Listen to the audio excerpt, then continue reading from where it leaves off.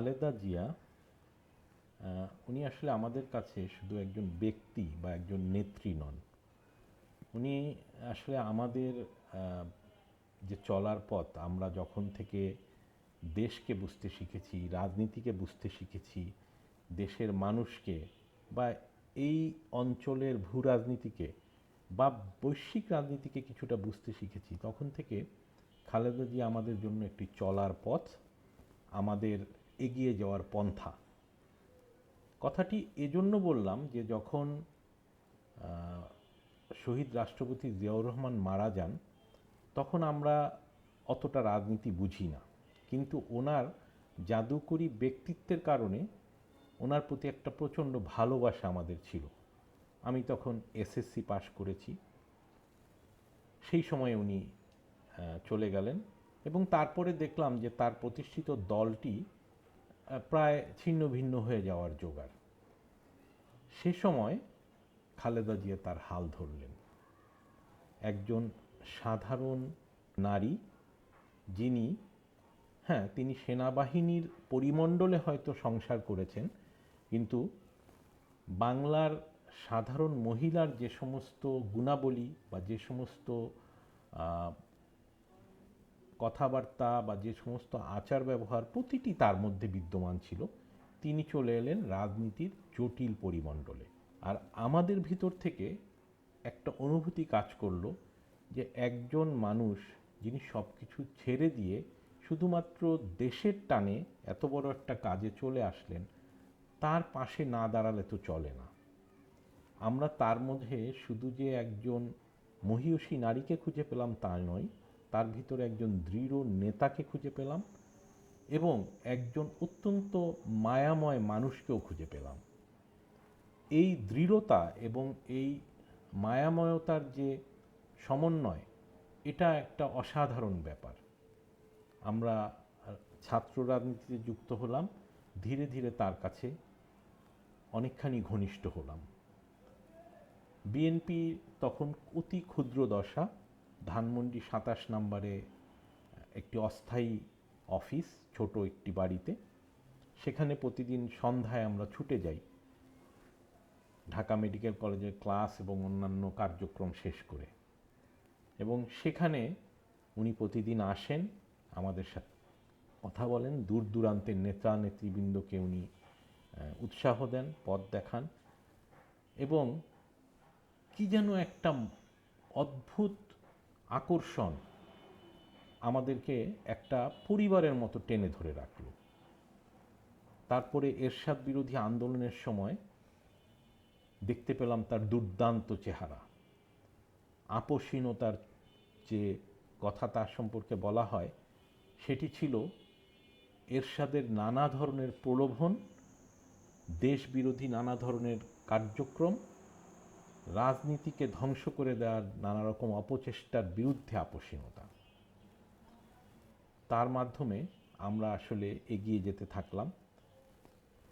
এক পর্যায়ে আমি যখন ঢাকা মেডিকেল কলেজে ছাত্রদলের নেতৃত্বে তাকে আমাদের ক্যাম্পাসে নিয়ে আসার জন্য আমরা উদ্যোগ নিলাম, আমাদের সাথে আমাদের সহকর্মীরাও অক্লান্ত পরিশ্রম করল তাকে সাদরে বরণ করে নেয়ার জন্য। যেদিন ওনার আসার কথা, সেই দিন সেই সময়কার একজন বিশ্বনেত্রী এবং বেশ আলোড়ন তোলা নেত্রী, পাকিস্তানের প্রধানমন্ত্রী বেনজির ভুট্টো ঢাকায় এসেছেন। খালেদা জিয়া তখন বিরোধী দলের নেত্রী হিসাবে নানা রকম বিধিনিষেধের মুখোমুখি। শুনতে পেলাম যে তিনি বেনজির ভুট্টোর সাথে একটি মিটিং করবেন, যে কারণে আমাদের অনুষ্ঠানটিতে হয়তো আসবেন না। আমি ভীষণ কষ্ট পেলাম। এ কী করে হয়? পুরো কলেজের সমস্ত ছাত্রছাত্রী তার জন্য অপেক্ষায়, এটা তো মেনে নেওয়া যায় না। আমি প্রথমে তার সাথে ফোনে কিছুক্ষণ কথা বললাম, অবশেষে একটা মোটরসাইকেল করে আমার একজন সহকর্মীকে সহ মইনুল রোডের সেই বাসাটায় চলে গেলাম। অনুরোধ করলাম, ম্যাডাম, আপনার জন্য হাজারখানেক তরুণ প্রাণ অপেক্ষায় আছে, আপনি 5 মিনিটের জন্য হলেও আসেন। উনি খুব স্নেহ ভরে আমার মাথায় হাত রাখলেন এবং বললেন, এভাবে বলছো? আচ্ছা ঠিক আছে, আমার কাছে অন্য কোনো কিছুই বড় নয়, আমার কাছে এই কচি প্রাণগুলোই অনেক বড়। এবং সত্যি সত্যি উনি কিছুক্ষণের মধ্যেই ঢাকা মেডিকেলের উদ্দেশ্যে রওনা দিলেন এবং হাজির হলেন। এখানেই বোঝা যায় যে একটা মানে একজন নেত্রী তার কর্মীদের জন্য কতখানি অনুভব করলে, কতখানি তার ভিতরে দায়িত্ববোধ এবং ভালোবাসা থাকলে একজন বিশ্ব নেত্রী বা অন্য একটি অতি গুরুত্বপূর্ণ সাক্ষাৎকারকে পিছিয়ে দিয়ে তিনি চলে আসতে পারলেন। আমরা আরও এগিয়ে গেলাম। পরবর্তীতে ঢাকা মেডিকেল কলেজে ছাত্র সংসদ নির্বাচন হলো। সেই নির্বাচনে আমি ছাত্র সংগ্রাম পরিষদের বিরুদ্ধে লড়াই করে মাত্র 2 ভোটে ভিপি পদে হেরে গেলাম, যেটাও ছিল আসলে খুবই একটা আশ্চর্যজনক ঘটনা যে একটি সম্মিলিত পরিষদের বিরুদ্ধে আমরা কিভাবে এতটা ভোট পেলাম। আমার প্রচণ্ড মন খারাপ। কয়েকদিন পরে, বোধহয় 2 দিন পরেই আমি সেই 27 নম্বরের অফিসে গেলাম। আমাকে দেখেই উনি ডাক দিয়ে কাছে নিয়ে গেলেন এবং তার চেয়ারের পাশে যাওয়ার পর আমাকে পিঠে হাত দিয়ে প্রায় জড়িয়ে ধরে বললেন, মন খারাপ একদম করো না, তুমি যে সাহস নিয়ে লড়াই করেছো, তোমার সাথে দল যেভাবে লড়াই করেছে এবং যে পরিমাণ ভোট তোমরা টেনে এনেছো, ওদের তো ভিতরে ভয় ধরে গিয়েছে, ওরা বুঝতে পেরেছে ছাত্রদল কি। এবং সত্যি সত্যি সেই সময় ওনার এই কথাগুলো খুবই সত্যি ছিল। ছাত্রদল ওই সময় দুর্দান্ত বেগে ঝড়ের মতো সমস্ত প্রতিষ্ঠানগুলোতে, সমস্ত ছাত্র সংসদগুলোতে একের পর থেকে জয়লাভ করতে শুরু করলো। এবং আমি মনে করি যে ছাত্রদলের সেই যে সাংগঠনিক ভিত ছিল, সেটিরই কিন্তু ফলাফল তুলে আনতে পেরেছিলাম আমরা এরশাদের পতনের পরের সেই নির্বাচনে, যেখানে বিএনপি বিপুল সংখ্যক ভোটে বিজয়ী হয়ে সরকার গঠন করেছিল এবং প্রথম মহিলা প্রধানমন্ত্রী হিসাবে আমাদের প্রাণপ্রিয় নেত্রী খালেদা জিয়া অধিষ্ঠিত হয়েছিলেন।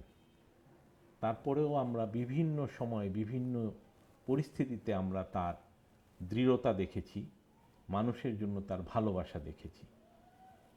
মেয়েদের লেখাপড়ার জন্য সব কিছু সহজ করে দিতে তার একটা তীব্র টান ছিল।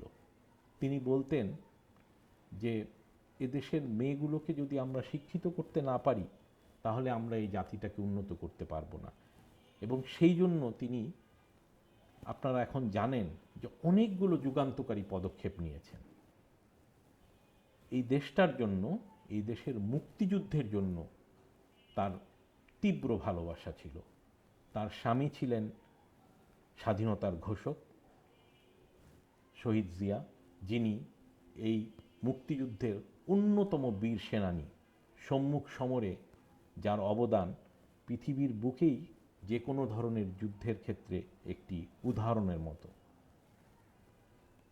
তার তো ভালোবাসা থাকবেই, কিন্তু আমরা লক্ষ্য করেছি সেই কারণ ছাড়াও তিনি তীব্রভাবে এই মুক্তিযুদ্ধকে ভিতরে ধারণ করতেন এবং তথাকথিত মুক্তিযুদ্ধের যারা ধারক বাহক বলে দাবি করেন, তারা কিন্তু এই উদ্যোগ নেননি। অথচ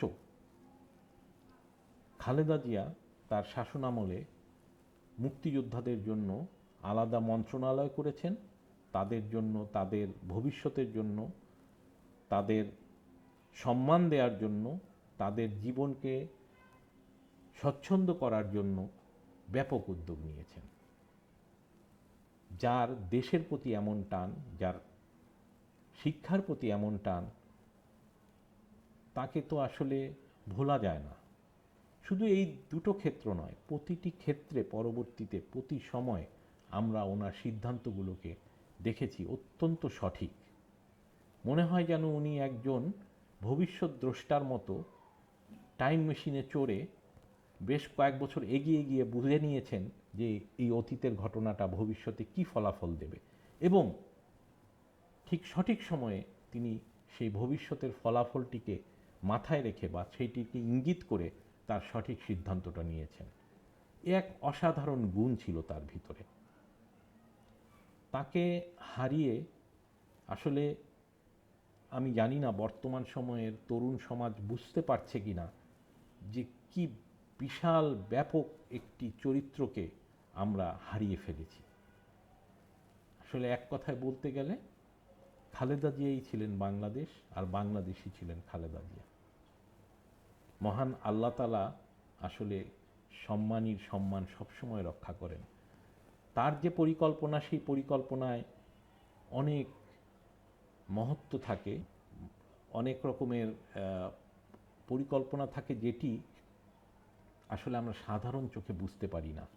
না হলে যে মানুষটি সেই পরিত্যক্ত জেলখানায় ধুকে ধুকে কষ্ট পাচ্ছিলেন, তার জন্য কোটি মানুষের উপস্থিতিতে জানাজা হওয়া, আর কোটি কোটি মানুষের বুক চাপড়িয়ে কান্না করা, আর যেই ছোট শিশুটি কখনো খালেদা জিয়াকে ক্ষমতায় দেখেননি, কার্যক্রমে দেখেনি, সেই শিশুটির মনের ভিতরেও যখন তোলপাড় হয়ে যায়, তখন বুঝতে হবে যে মহান আল্লাহ তাআলা তাকে কতখানি ভালোবাসতেন এবং কতখানি কবুল করে নিয়েছিলেন। এই দেশ যা হারিয়েছে তা হয়তো পূরণ হবে, ভিন্নভাবে হবে, কিন্তু আরেকজন খালেদা জিয়ার জন্ম এদেশে আর কখনো হবে না।